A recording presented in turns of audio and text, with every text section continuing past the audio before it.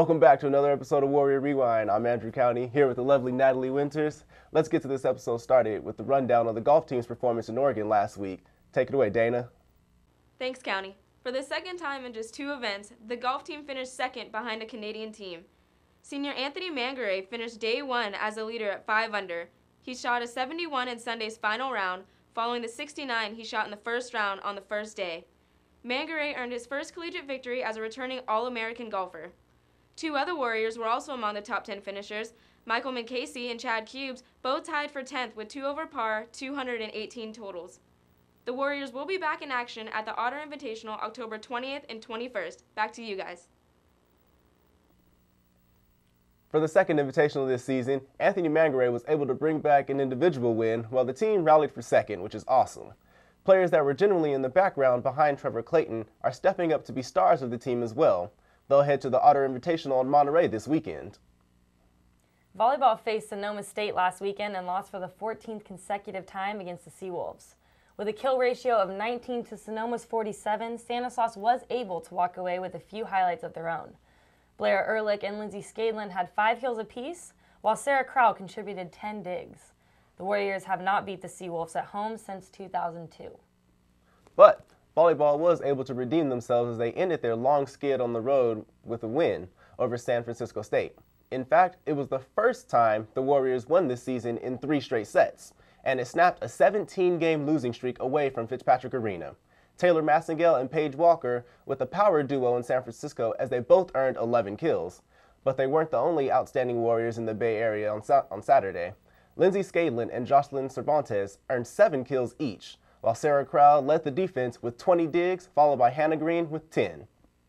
We're looking forward to seeing the girls back at home on Friday against Cal Poly Pomona and UC San Diego. But first, let's find out which volleyball player was chosen to be this week's standout athlete. What's up, Warriors? I'm Ryan McLaughlin here again with this week's Warrior Standout. This week, I chose Sarah Crowell from the women's volleyball team. Here's what Sarah had to say about the remainder of their season.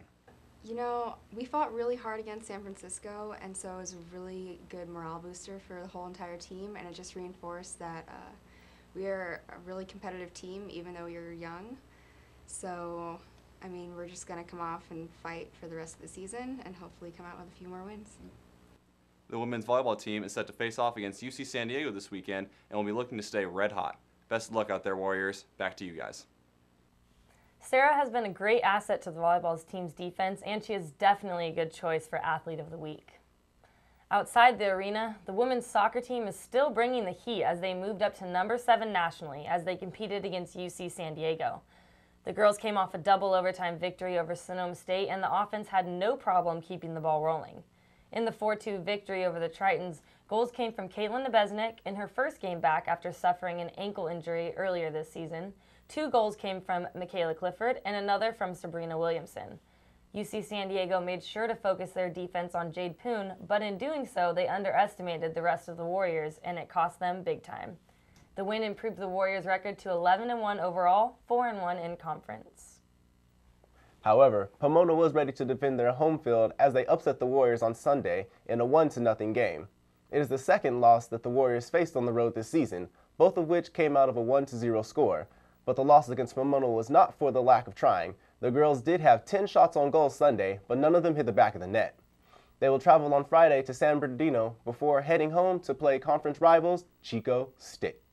Men's soccer gave UC San Diego their first tie on Friday as they were unable to come away with a win as each team tallied 1 goal apiece.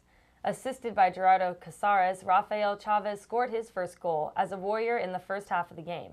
But in the 63rd minute, the Tritons tied it.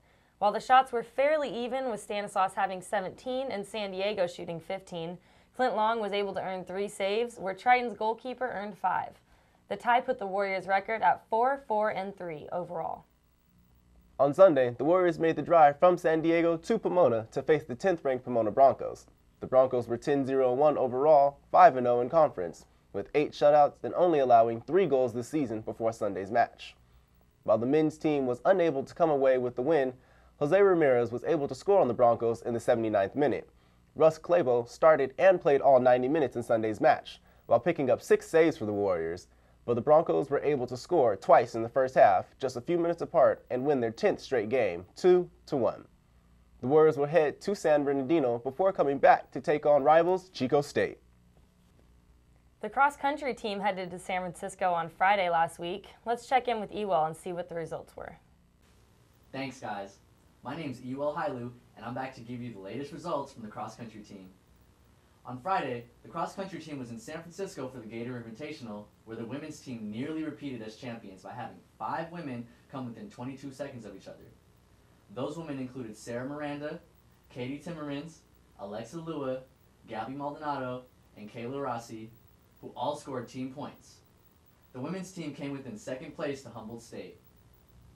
For the men, Alex Villascusa led the way, as the men also finished second for the day.